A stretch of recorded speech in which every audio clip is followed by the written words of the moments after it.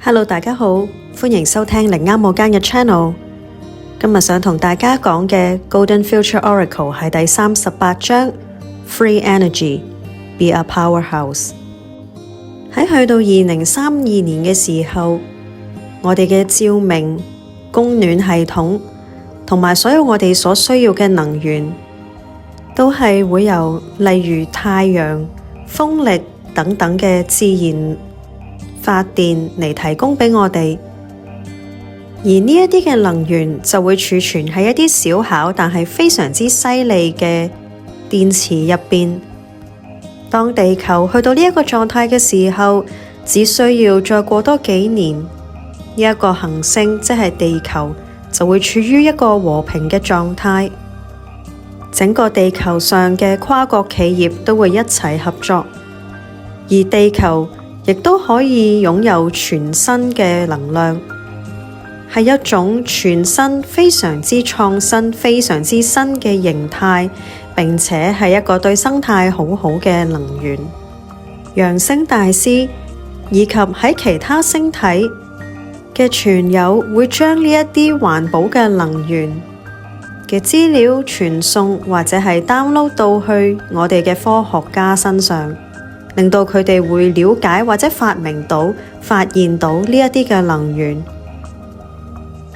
呢啲嘅能源係包括地球嘅磁力、金字塔嘅能源同埋水晶嘅能源，亦都包括雷電、水、元素同埋植物嘅能源。到時候嘅人類亦都已經擁有大量嘅靈力天賦才能。所以到時嘅人類係可以透過同水晶溝通，激活返水晶入邊嘅 life force 力量、生命力，令到啲水晶可以發光。而喺黃金未來，大家都可以好自由咁樣擁有同埋使用呢一啲環保嘅能源。呢啲環保嘅能源係我哋現在完全想象唔到嘅。呢一張卡亦都想提醒我哋，大祭司托特 High Priest Thoth， 佢係教導我哋呢一個地球上面每一樣嘢、每一樣微細嘅東西，其實都係連結埋一齊，亦都係會應對或者回應所有嘅頻率，令到能量流動。如果一件物品係帶住高頻嘅震動，咁佢嘅頻率就會影響佢身邊嘅所有嘢。而家托特就係提醒我哋，每次我哋使用能源嘅時候，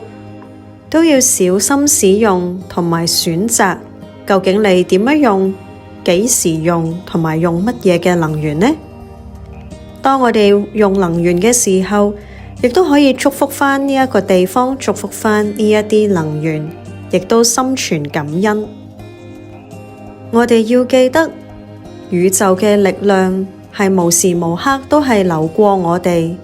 喺我哋身上面流動。咁所以亦都建議返，盡量去一啲能量好、能量乾淨同埋親大自然嘅地方，例如樹、